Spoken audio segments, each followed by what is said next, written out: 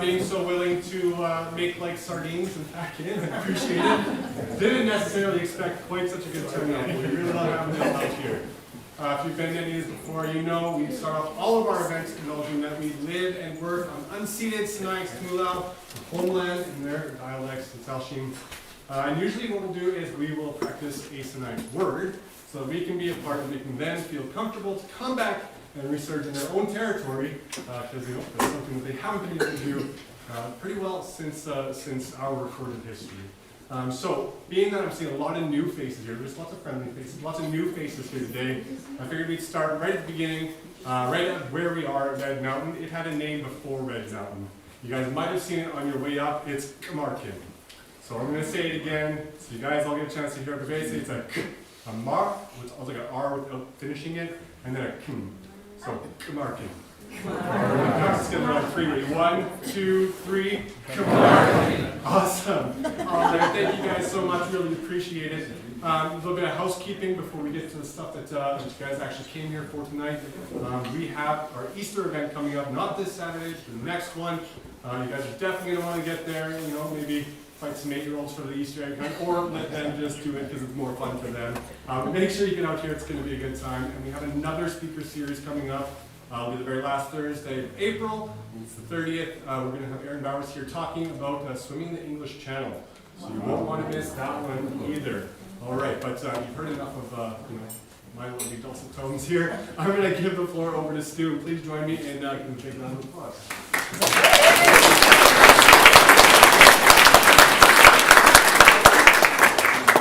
Great to see everybody. Unreal turnout. Everybody, I think most knows me. I'm Stu Burrow, I'm Secretary of the Klister Klub. And I'd like to thank the Rossland Museum and Discovery Center for inviting us to the Klister Klub to guest speaker series and to share our history. On behalf of the Klister Klub, the museum, I'd like to thank the museum for the important and great job of keeping Rossland's history and vibrant alive. It's incredible. This museum and the people and the workers and the volunteers really do a great job. Fiona, Skylar, Sarah, and the many volunteers right back to Jack McDonald and Roger Terhune. Like, we're going back a long time. These they're people that initiated this. It's pretty incredible. It's I have friends from Calgary, my family in Vancouver, and they send stuff to me that I have no idea about.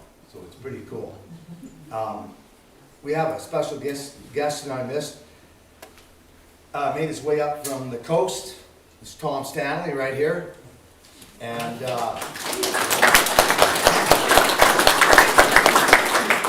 parents, Tim and Ruth, were founding members of the Klister Klub. And he's a dear friend of the club and my family. And I really appreciate you made the effort to get here. And there was not only him, but he generously donated 2/3 of our 40 acres to the society. It was in his family's name, and he did this in 222. So we appreciate it, Tom. You're like a special person.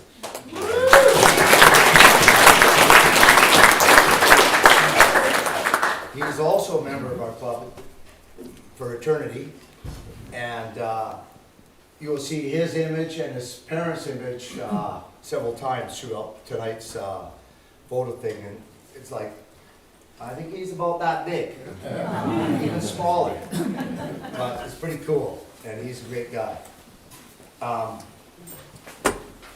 Finally, I'd like to introduce our guest speaker, except there is some confusion. Who's Terry LePage? Who's that guy? Huey. What? So, I answered anything. Yeah, he answers anything. Just don't call him late for dinner.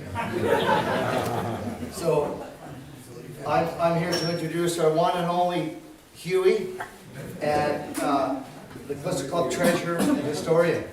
One last thing, we've always got to have a promotional thing for something.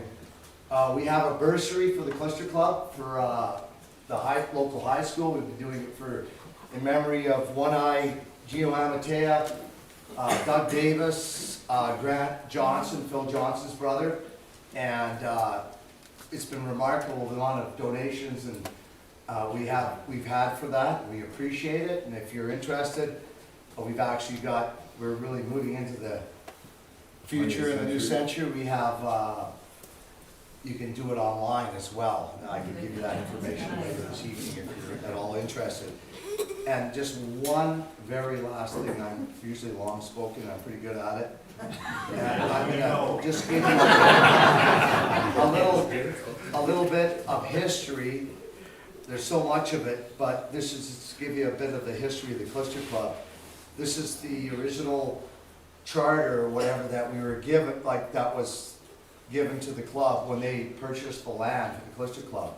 And it says, George VI, by the grace of God of Great Britain, Ireland, and the British dominions beyond the seas, King, Defender of the earth, Faith, Emperor of India, to all to whom these presents shall come. Greetings, know ye that we do by these presents for us, our heirs and successors, in consideration of the sum of $40 to us paid, give and grant unto Edmund Miles Stiles, Thomas Russell Stanley. I have to ask Tom why his dad's, it was always Tim, but it's Thomas here, and John Oren St. Dennis, all that parcel of, or lot of land situate in the Kootenai district said to contain 40 acres, more or less, and more particularly described on the map or plan hereunto annexed and colored red, numbered lot 14,354.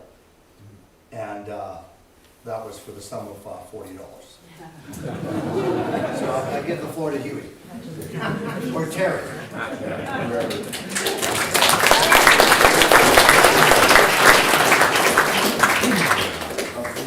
Is this working? Can you hear me? You going to thank the speaker, Huey? Pardon me? Are you going to thank the speaker? Oh, thank you, Stuart. Sorry. I'm getting ahead of myself.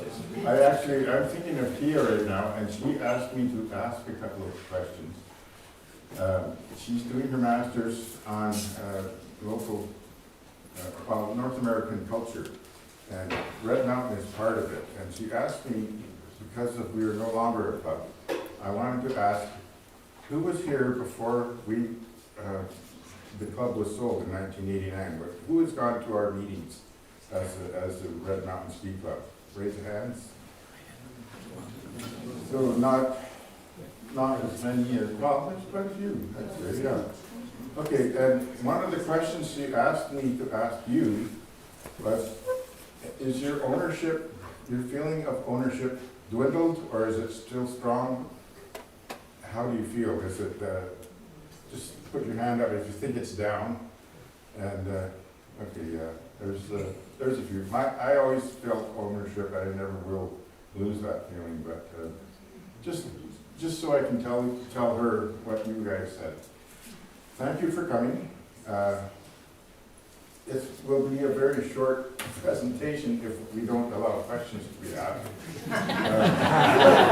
So if you do have a question, and in order to avoid confusion, I'll ask you to put your hand up. I'll have to be looking around for people, or just let me know if you've got something. And also, I don't have all of the names cleared, and if you have any knowledge of people that I haven't been able to name, would you please tell us, because we're all interested in knowing all their names. Thank you very much, and I'll start with this little presentation I have.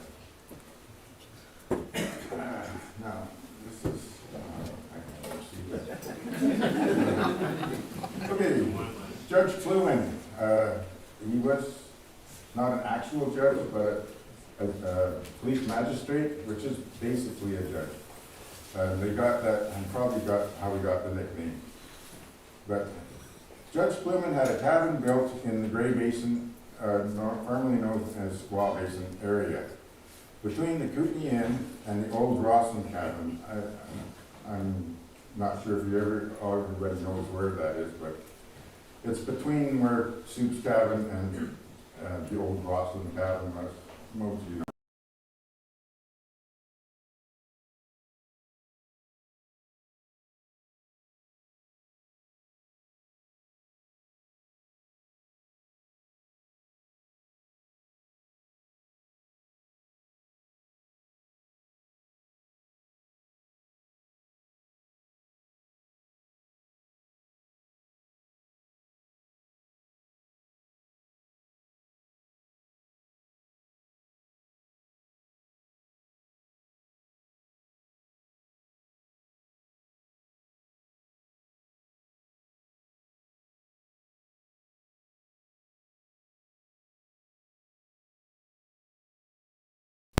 And one of the funny stories I heard was Tom's dad woke up one night and he had a snake in his sleeping bag.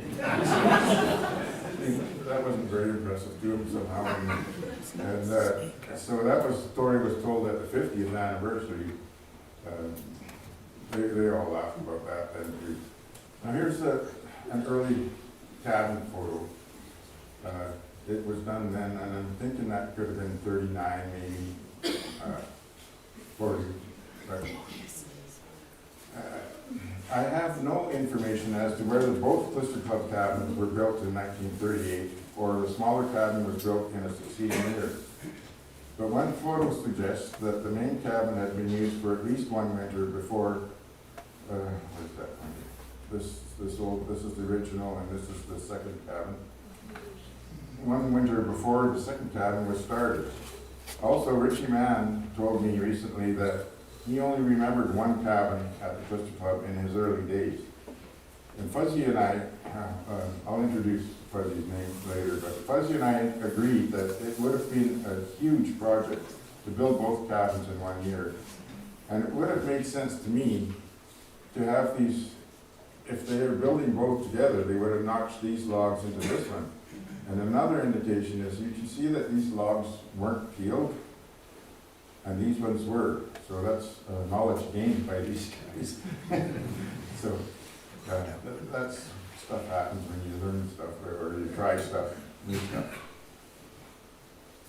I also was told that they used a horse and rope to pull the logs up for the purlins. I have no actual information other than word of mouth on that. Okay, now go to slide 6. Oh, there's all Rossland. That device there is called a log dog, and it's got 2 points, point there and point there, and it just holds the log in place. And those are the things that we used when we were notching the logs as well. It really worked well. And here's a bunch of characters.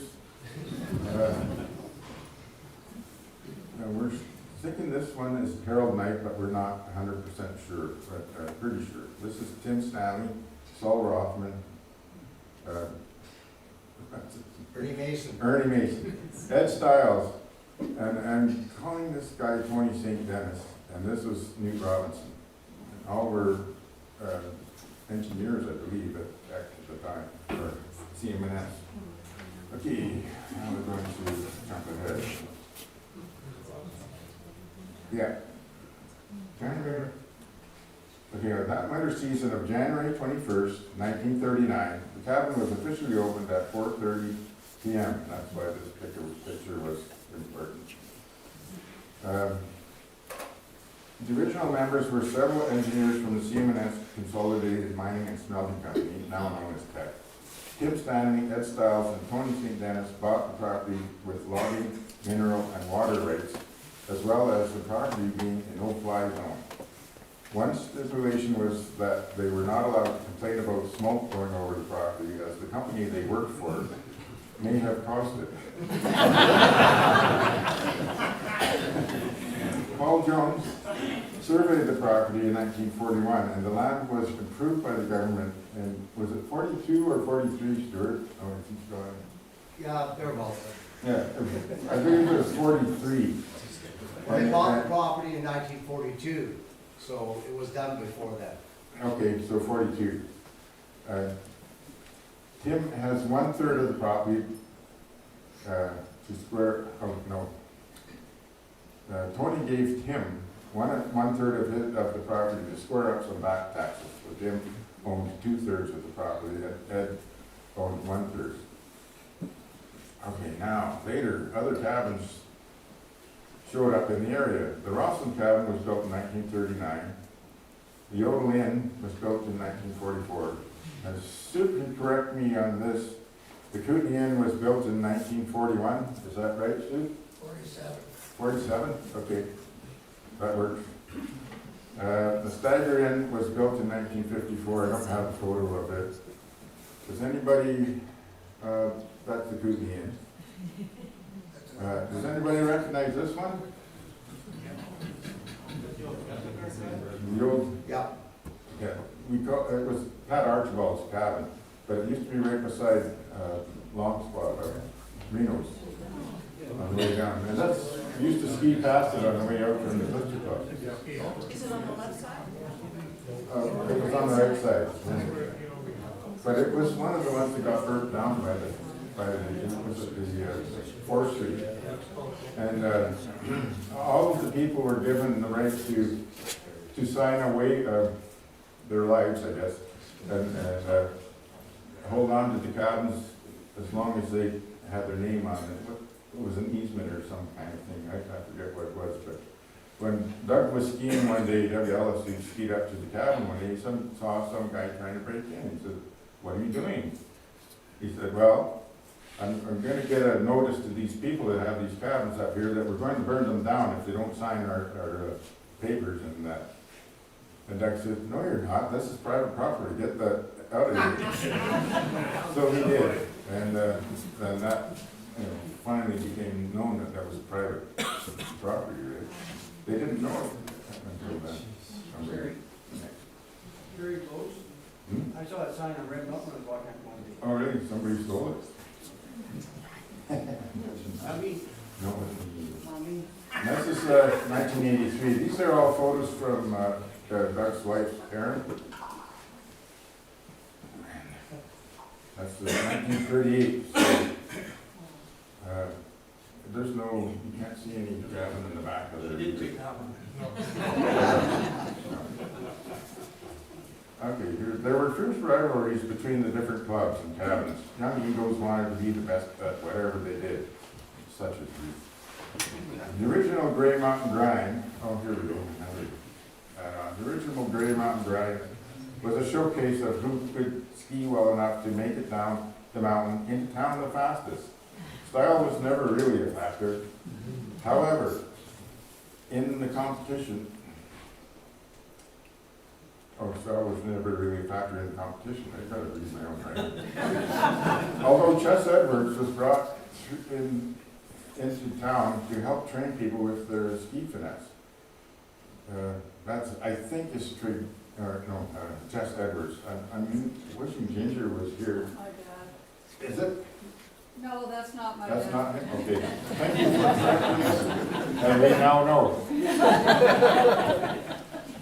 So, yes, so that's not Chess, but But he did win the Grey Mountain Drive. he definitely did win it, yes. The last winner of the Grey Mountain Grind, and that's not him, was Pete. I don't know. Was it Pete Stiles? Let me see. Yeah, Pete Stiles, Ed's son. In 1946, he ran the juniors, and he won the race for that. This is the trophy on my back that is situated in the Klister Klub right now. We have it at the cabin. We didn't want to bring it down just in case it disappeared. I could leave the shirt off my back. Rivalry was finally somewhat overcome. Now, I'm supposed to change pictures. Oh, there's pictures I put. Now, this lady is, we couldn't figure it out. This is Jack Nicholson, or is it, no, Harold Knight, and then Ed Stiles, not sure, and of course Ernie Mason. There's the same Harold Knight and Ernie Mason and Tim Stanley. And there's, this guy is sitting right behind me right now.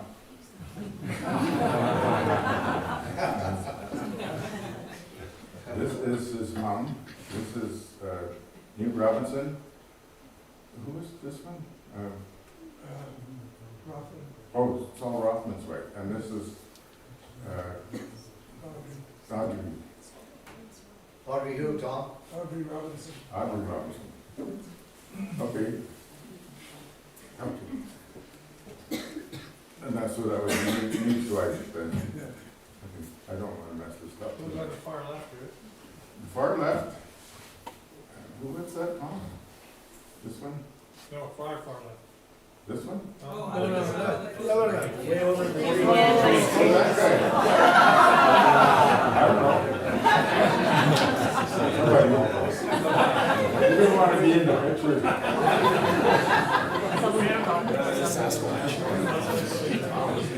No, I didn't know. Okay, so we thought this was an early picture, which would have been, we thought, at the early 60s, but it's actually, these trees, 2 trees came down in the early 70s, actually, so it's a later picture. But that's what the cabin looked like when I started staying at it. My first night was, I think I wrote that down. 1966.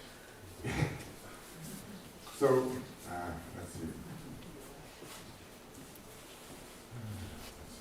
David Fuzzy Ross, Dad, Tom, and Albert Moner were named as maintenance people assigned to the original deed to the Klister Klub, and Fuzzy basically took over from his dad in the mid-60s.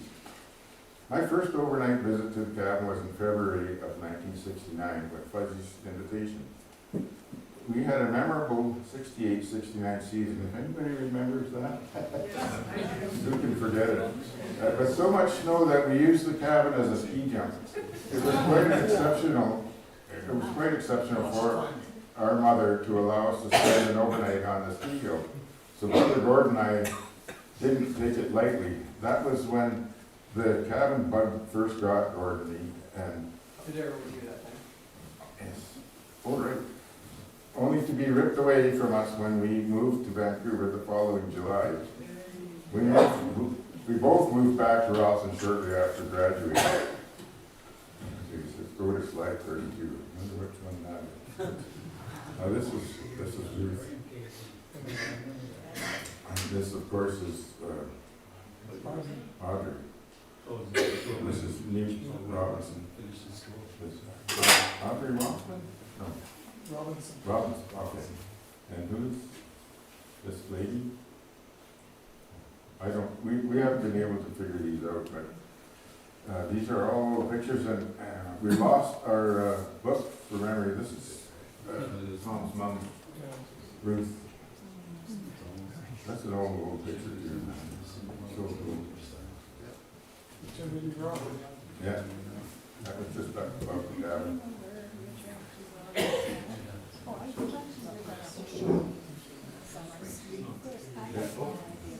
Go back to Attorney Rock, Huey. Yeah? So I don't know if people know Attorney Rock is just above the stagger in on stagger by. It's still there. Obviously, it's a big old rock. The writing's not there, but it's, if you know where it is, it's right beside the run. The paint is worn off it, but I remember when going out there when we were still building in '84, and you could still see remnants of the paint still on the rock. Someone said that they were going to repaint it, but it hasn't happened What yet. does it say on it, Huey? It says, "Where will ye spend eternity?" And it says gray, gray right there, and then Squaw Basin this way. And now we're not even allowed to call it Squaw Basin, so it doesn't matter, it's just anymore.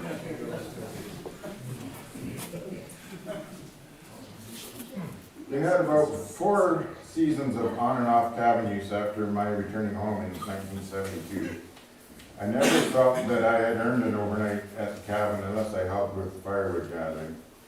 By 1976, the main cabin had deteriorated enough. Oops, I'm getting behind myself now. These guys are Paul Jones, Lloyd Williams, Harold Knight, Newt Robinson, Jack Nicholson, and then Tim Stanley and Aaron Mason. So Jack Nicholson's that guy's been in the first rescue body. It looks more dangerous than what they have to do. Oh, this looks like a fun night at the Klister Klub.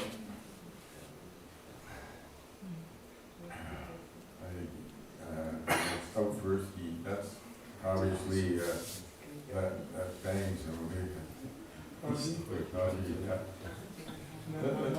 Look at who on the right. Your mom's on the right. Okay, we haven't figured out all these names on these. But look at this the ski styling they had. They look, I think they look pretty cool. And more things change, more they stay the same. We did that when we were building too. We would have our cookout things. It was always fun.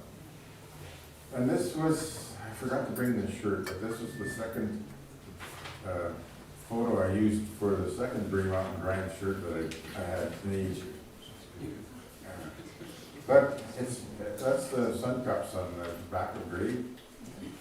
And I thought it was a pretty cool picture. Yeah, okay, here we go. We had about 4 seasons of on and off cabin use after my returning home in '72. I never forget about that. By '76, the main cabin had deteriorated enough that Fuzzy set up a tear-down party and converted the main cabin to a wood storage area, using the small cabin for sleeping for the next 7 years. So that's where we slept, and this is where we stored our wood for the next 7 years. Everybody, not everybody will recognize the names, but they're all old buddies. Art, we called him Uncle Edie. Edie Amin was a popular guy in those days.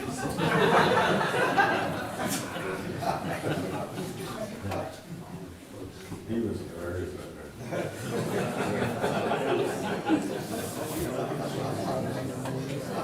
Okay, and here's another little anecdote I wrote. I found these. So he converted the main cabin into wood storage area, using the small cabin for sleeping for the next 7 years. There was a stone fireplace in the back room that simply was not efficient enough to heat the small cabin. So it was torn out and Fuzzy brought a stove up that was donated by Mrs. Stevens. Donnie's over there, Don's grandmother. And we used that for several years until we rebuilt the cabin. This wasn't the one I'm going to talk about next, but it was a similar situation. We all had heavy backs and we busted through the snow, and it wasn't fun. I'm pretty sure that was you, Fred. Oh, I'm on my pages. 84.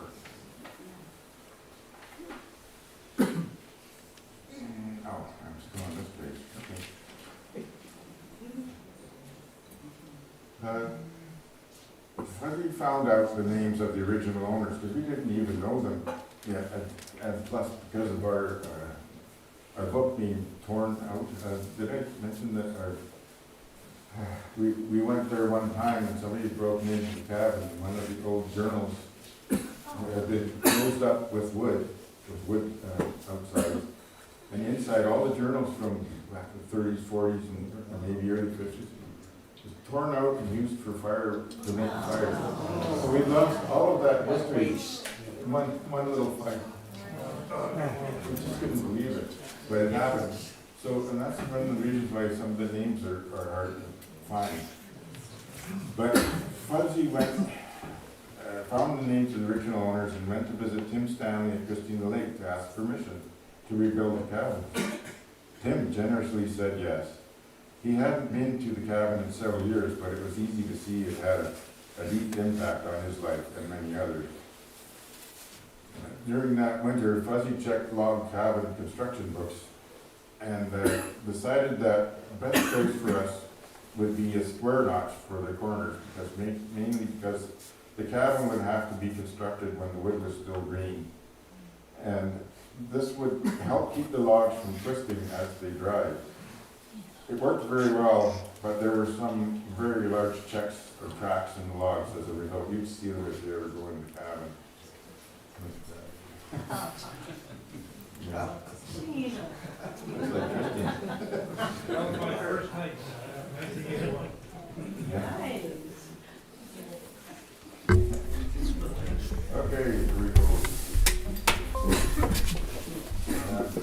I'm still a little bit early. I'll go back to this one. Okay, now.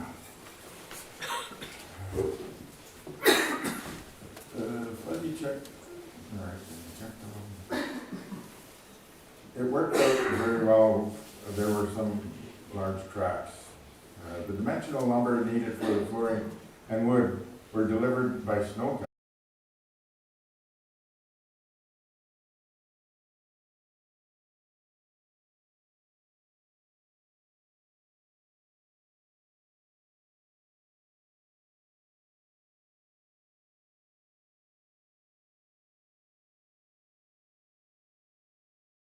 You can only make about 10 feet. Of course, we didn't have snowshoes. We didn't need them. Yeah, gators. Anyway, we went up. It took us, I think it was close to 3 hours from Turkey Alley to get up to Cabin Flats. I had the lightest pack. I was 85 pounds. If you go by kilograms, 38.5. Doug's was 90 pounds, 40.8, and Fuzzy's was 95 pounds, 43 kilograms. And when we were, so every time you busted through, you had to crawl out, trying to get back up. Oh man, here says it sums it up. It ranks as one of the hardest things I've ever done in my life. And so we got up there finally, and the sap wasn't running in the trees yet. So this was early May. We had to check the trees, and so rather than start falling, we checked for straight trees. We walked around the property and we found the straightest trees we could, marked them, and prepped them for bringing them down later. I'm going all over the place here, but let's see. So that was that arduous trek. The second trip was in late May. The sap was just beginning to run, so the tear down, burning, and tree falling began. There was so much smoke from the 3 large fires that the forestry planes were flying over the top. but you know, checking things out, but there was so much snow that no fire was in danger of spreading. There's a fire picture later on in the thing. So early construction, they're starting to rebuild. Now these pictures are back, so I'll go to this one. You can see up here, Doug's hooking up the what we call it I don't know what it is. It's like a scissor that had points on it. It would grab onto the log as you lifted it, and you lifted it with a cable. This cable here was on a high line and a pulley, and so as it lifted up, it would want to move. You can see this next picture that it actually moved forward. Grappler? Yeah, that's a good name for it. So it had already moved forward. So it was on close to the ground. We had 2 or 3 guys always on a rope so that it wouldn't let go. A couple of times it did. Down below, that's me on the turf where they said, "Look, get out of there, get out of there." And it did really come down. Like, you really had to get out of there. But then you can see the first field logs we were starting to get going. That had to be July because there's not much snow there yet. The logs were still sitting on snow in here, but you can't see it. Now, this goes quite quickly now, so I'm just going to go through building pictures. There's our landing. This is Fuzzy here somewhere there, and Peter Fullerton. And yeah, we filled them as we went. That's what we all tried for, was to get it all off in one field, and when the sap's running, it worked really well. I mean, Gord and I peeled the log it was the second cabin, but it was in September, and it was already starting to grab onto the main wood canvas or whatever it's called. And boy, it took us about 3 hours just to peel one log, and that was about 15 minutes to do that. So that's the difference. This is one of the fires that brought the flames around. So that's the old cabin burning up. You can see the notching on that. And there's the first level. You can see the high line in working on the logs. There was, at that level, it was pretty easy to move them around. It gets a little harder as you get higher. But, there's another RIP buddy here, Gino. But you can see it was a steady process. I didn't miss any days off, but it's quick. Okay. Testing it out.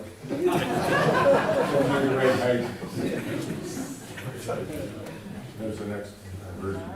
They were already working on the roof part. So this is Gino's door. Gino's a carpenter, and obviously he put his soul into this one. It's still there. Does a fine job keeping the door closed. And this is square notching, and that's what Fuzzy would be doing on one end, and this is what Doug would be doing on the other end. And it was a pretty intricate process. I mean, you had to have all your measurements right. Everything had to fit, and when it slipped down, we'd check underneath this and look for light. If there was light under the tab, we'd bring it back up.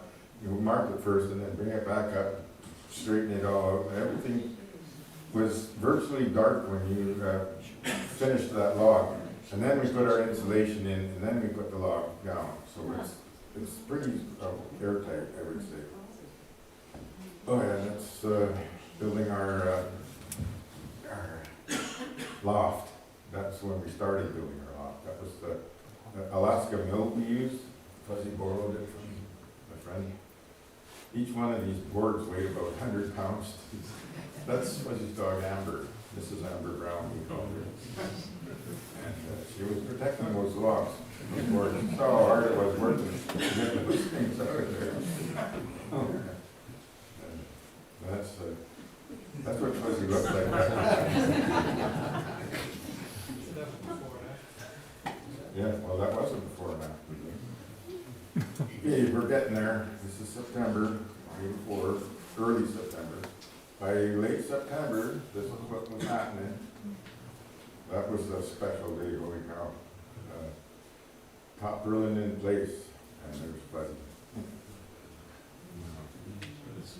He always called it the mansion. It was October, we already had the roof on. That's a little bit early for this next picture, but that's getting the roof on. That board, this board I used to draw a line across here so I could start cutting with the chainsaw. But that was a different day. The day that I put these pieces of wood on, I would get about 2 or 3 pieces up, and then they'd throw me up another beer. By the time I got off the roof, I could hardly walk. That's why those packs were so heavy. That was also a good day. Not the next day. Okay, December 1st, opening party, 1984, was well attended. Where did I write that?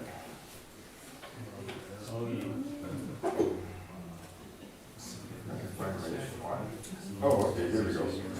The big opening day for the new Klister Klub cabin was December 1st and was well attended. We also collected 24 beer from Doug's brother Bob over here, who bet us that we wouldn't have the cabin built by ski season. Bob. We took the summer of '85 off for a break and commenced tearing down and rebuilding the second cabin in the spring of '86. I don't know if we're there yet. Oh yeah. I found it much easier this time with the knowledge of the prep work and the burning and setting up the tools and all the other things involved. This cabin went up in 6 months as opposed to 8 months for the other cabin. Ironically, and this is where I start to get a little bit negative, but ironically, the reconstruction of these cabins destroyed the history of the original cabins, as they were no longer the first cabins in the basin. ski cabins in the basin, because Clement's cabin, he never did ski, he was a snowshoer, and so it wasn't a ski cabin.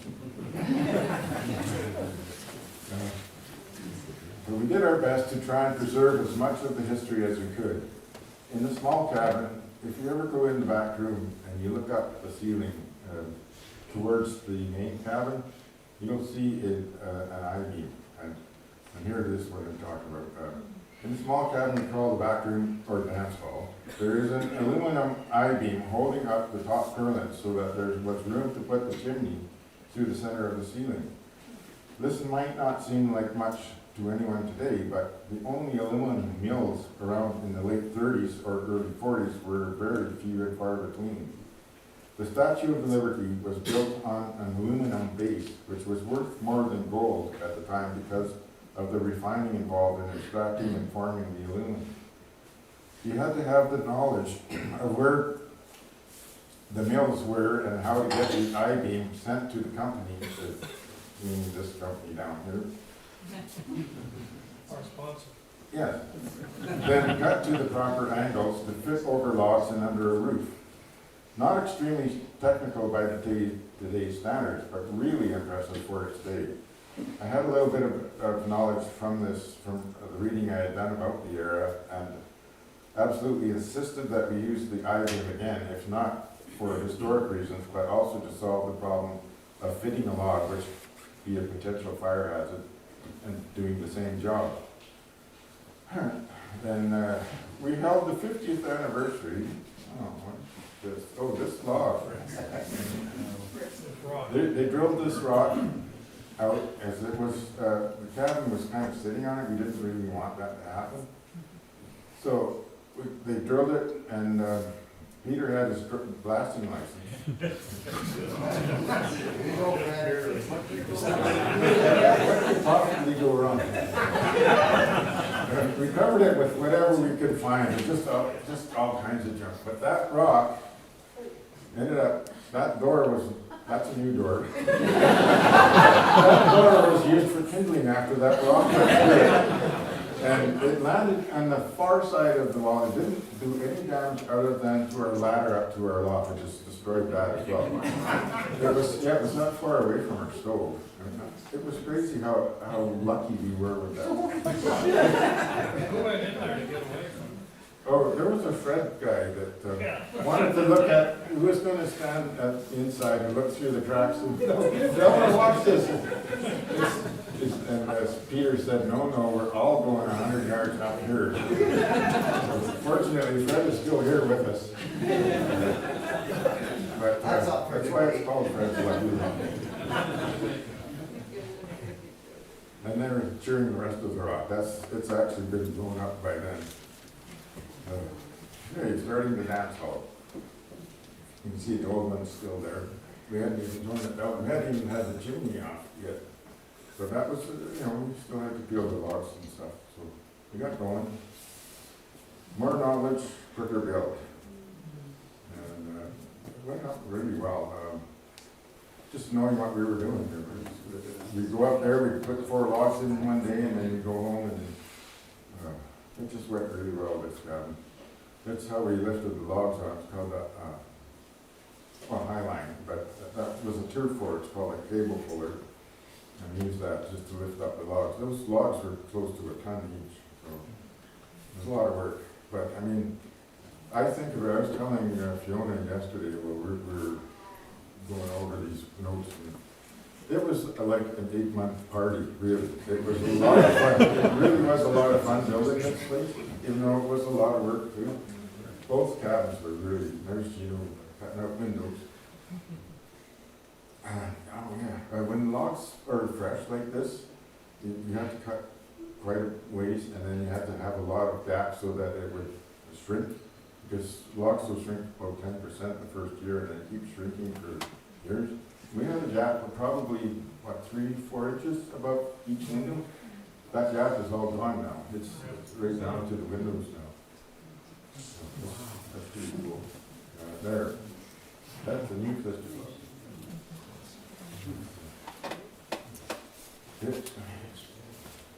And Huey, remember we that we use concrete pylons for. Oh, yes, concrete. Yeah, the idea was, the old cabin was built right on the dirt. And when you went in it, on a cold day, the floor would roll up like this in the middle, and you could actually slide down. If it was frosty, you know, once it warmed up, the frost would melt, but the rats wouldn't, they'd come out and, what a place. But we still liked it a lot. It was pretty special. And now, here we go. There's Chief, where's Chief? Hey, Len. I see you again. So, we held the 50th anniversary of the club on January 21st, 1989, as this date was the same date that the original cabin was officially opened in 1939. There was a very large gathering of older people who had a part in the origins, who all had a part in the origin of not only the cabins, but the ski club as well. Many big names were there. Ernie Mason and Ruth Stanley, there's Tom and Ruth, were the only two that didn't ski there. They were all in their 80s. It was pretty amazing when you think about it. Okay, Doc, I got to keep reading. I'm getting out of work here. So, Cindy and names, Ernie Mason, Ruth Stanley, the only ones who needed to ride, and the rest of them skied to it. Jack Mitchell was there along with Saul Rothman. Has anybody read Jack Mitchell's book, The Hills Around? I read it every year. I can't help it. But it's got so much history. All these guys, none of them are around anymore, but you know, they were all absolutely wonderful people. Yeah. Yeah. Schulte's trees.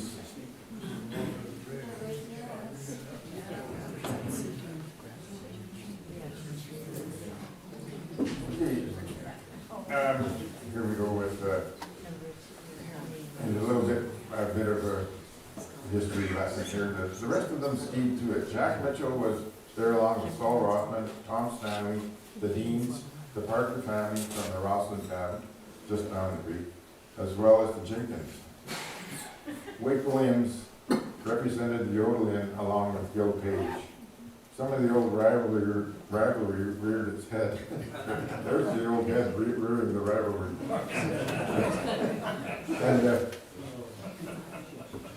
And telling tales about the older days, but it soon passed because you know, these were all older guys. They weren't going to start fighting each other.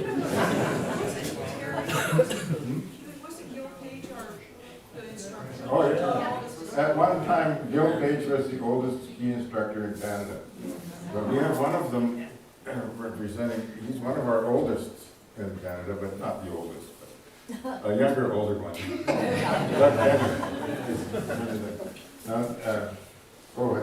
shouldn't have checked this with him, but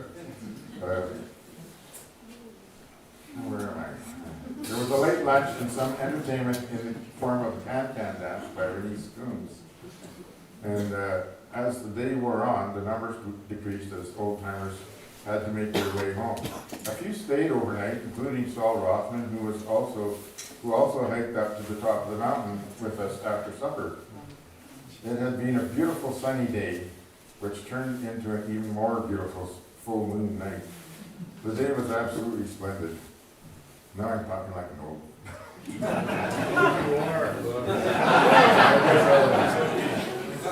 Okay, so this is Renee's. Don't know this one. Doug Ellis. This is Doug, but I don't know whose hat this is. That's Karen, that's Doug's wife. Albert, Saul Rothman, and Dr. Hainsworth. He did my name, or my TV stand. And this looks like Roddy Russell. Or not Russell, Roddy Allen, sorry. And this is Saul Rothman's son? Peter. Peter, yeah. And this is Jan, she's a friend from Colorado that used to come up. So that could be Fred's hat there, Fred's word. Okay, now I'm going to start. I hope I don't offend anyone. This is my opinion and mine only, and you're welcome to join it if you like, but I'm gonna start saying some negative stuff. No, actually, first I'm gonna go through, this is the victim numbers. A lot of us were still there. I like Jack, you know, Jack Mitchell was always, you know, a person that, wherever he went, he knew he had some bearing. And he was the guy who pushed the first button on the red chair. He was the electrical engineer that pushed that button. And make that chair work, and it's pretty a special moment for him. And all of us especially. Hot dog, we built we sold hot dogs at a Jeep jump and bought a new roof. Oh, look at that. A couple of people there. They'll come all in altitude there. Not always the best combination. Huey, that's the early 80s because the old cabin was still there before we tore it down. Oh, really? Yep. Yeah, okay, yeah, I get it.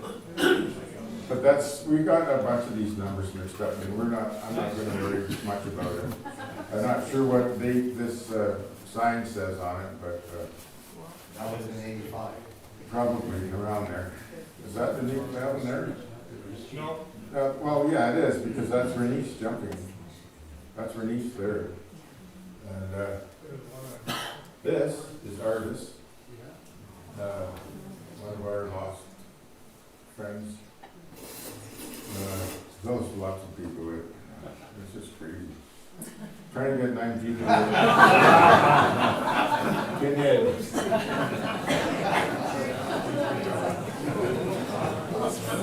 He was comfortable. Here's another guy. Around 1991, we were thinking this the last year, but Your dad was the other coach. this is the Dennis, was it Dennis study? Dennis, Yeah. Yeah. Yeah. Crud's there too, the Yeah. other coach. Yeah, another one of her lost buddies. Well, there's too many of them to speak of. I think this is Swirl Steve. And there. Oh, I lost our Go picture. way out. Oh, there we go. This is what it is.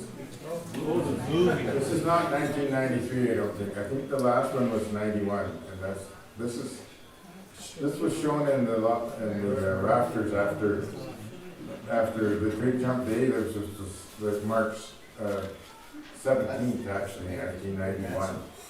It was the day I met my wife. She wanted to see how important I was. After all that alcohol, I guess I didn't know. I felt Must pretty have good. lost. Isn't that crazy? That's definitely the new cabin.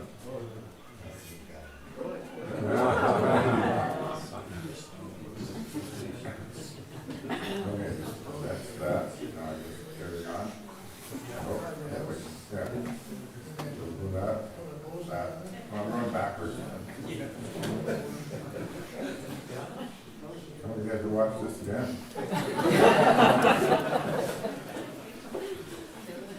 Hold my beer and watch this. Yeah, we're,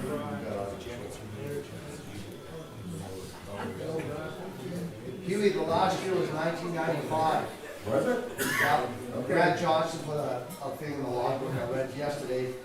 The first one was in 1977, and we had it for 18 years. Okay, I was wrong. Lori never did get to one, because I was probably working whenever we had it. I remember. Okay, so that could be right, the timing on this film. I think so. And the old bastards probably took that. Yeah, that was Stu too. That's where Stu used to live, in Judy's old park.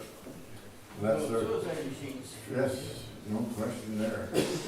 We're lucky to still be alive after writing those things. And you saw that, without the shed off the back, off the side.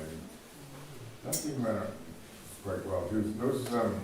These shakes, there's no cedar on that side, other than if you go way up on grade. We actually brought them up from Roberts, and we trailered them up with the TV.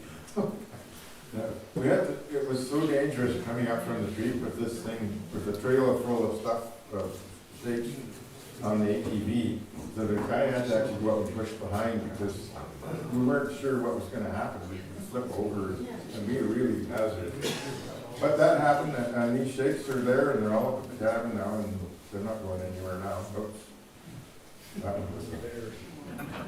one was a food taster. He used to steal our food, and we didn't let it happen. So that's just your dad's food. Yeah, and, this is John.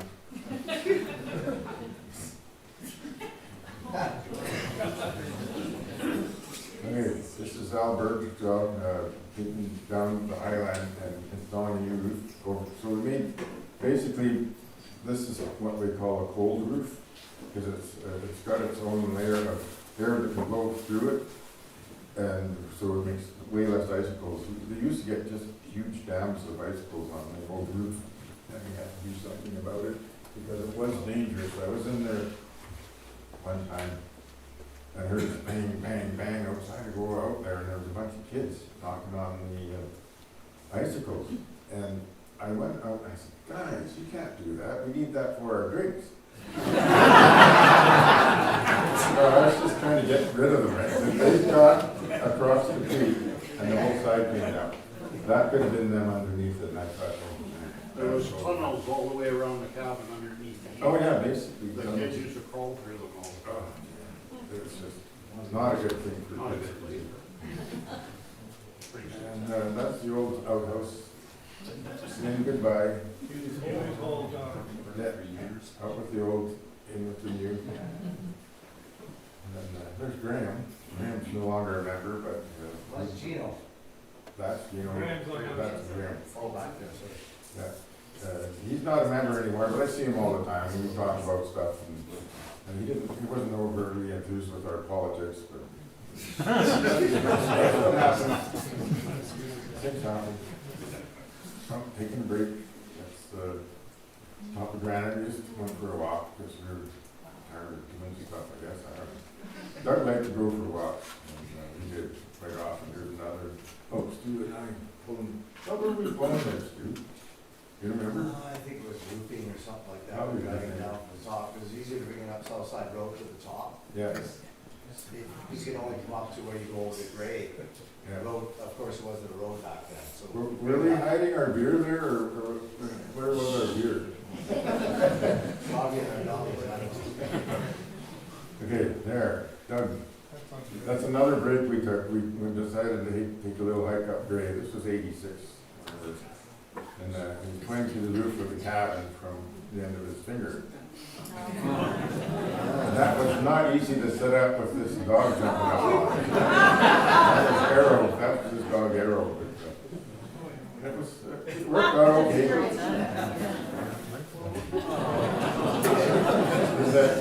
Arrow, Amber was the middle one. She was the boss. And Arrow and Babe were the other ones. One was Peter Fullerton's and one was Doug Ellis's. They were all Bigelets. And they're the oldest known hunting breed of dog. That's why Fuzzy always had one, always has one. Oh, Yeah, this is now, it's now a back room chair. That's the one in the back. Yeah, thanks for picking that up, Gino. And we know this guy, he's over there. He's super. Wait from Yodel Inn, he was representing that at the 50th anniversary. And that's where that was long before we had any chairlifts up there. This is right. I was hoping he'd come tonight, but he's a pretty busy guy. He's got a lot going on in Tallville. He's all sorts of stuff going on. Look at this guy.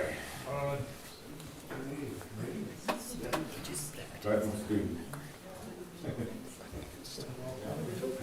Swirl Steve. One time Swirl, everybody knew him, he was just such a character. One time, we had to get a ski pass photo and he put a monkey head on. And they let him do that. And they all let him up the lift because they all knew him. We kept that. We had it hanging in the cabin for a few years. Well, she's here too. I remember seeing you. Oh, that's my 50th and Lori's 40th birthday. We both have the same birthday. And those are our kids. This one's an engineer and this one's up in Resolute Bay right now defending our country. This is Janet, my brother's wife. And here I am. I've got a small Albert. That's Albert, yeah. He's gone too. This next part, kids are split rock. Ian Jarrett, his dad just passed away 10 days ago. Art passed away. He was one of my favorite cousins. Josh and Matt. They're a bit, you can see Josh has grown a little bit from that. So this picture has to be shown because you can't mimic a face like that. I don't know what she was thinking, but she got that face. Maybe Judy can explain. What happened there, Judy? Do you remember? Oh, okay. But she loves the cabin as much as all of us. So. There we go. Graham, right? Gino, the whole group. And Mrs. Amber Brown, of course. Oh, that's Yin. Oh, that must have been after. Yeah, that was the one after Amber. Yeah. Oh, right. Marilyn, one of our mascots, and Jimmy Buffett's our other one. But they haven't been to the cabin yet. No, I don't think so. Neither will Jimmy Buffett now. Promos. Okay, this was 22 years ago. Yeah. Alex. He's our newest member. And Dario. Don't shoot me, don't shoot me. And these are our rest in peace ones. That's Grant Johnson. I believe there's a rock with his... That's Phil Johnson's brother. Yeah, there's a rock with his plaque on it up above there. Actually, I'm looking. I think it's up in here somewhere. Yeah.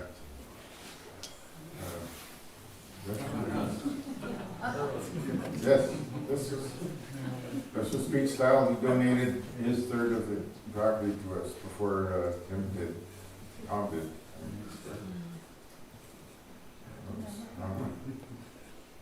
Digger Davis is another rest in peace buddy. There's new samplers are still in the back room.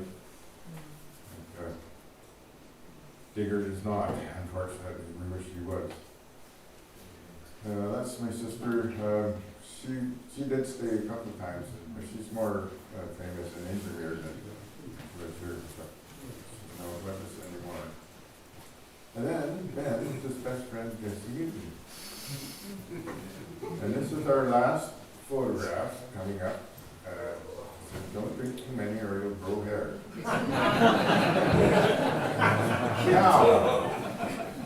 Now I said, as I said before, I'm going to get a little bit negative and I don't want to offend anybody because these are my opinions. But when Mike Ramsey narrated the short video titled The Cabin Culture of Red Mountain, liking the vibe and culture of Red Mountain Resort experience as an offshoot of the cabin culture.